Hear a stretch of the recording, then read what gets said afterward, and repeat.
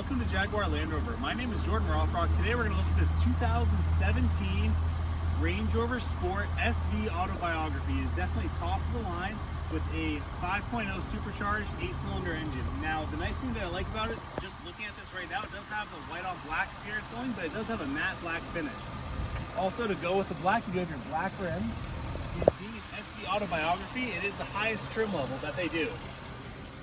Now, this vehicle has everything. When I say everything, I mean everything. You've got plenty of cargo space out back with the power lift gate. And then the interior color is two-tone. It's a combination of tan and black, which I think looks absolutely amazing. You have your heated seats out back, as well as your massage seats in the rear. You can massage any of the 4 seats. On the driver, passenger side, front and rear.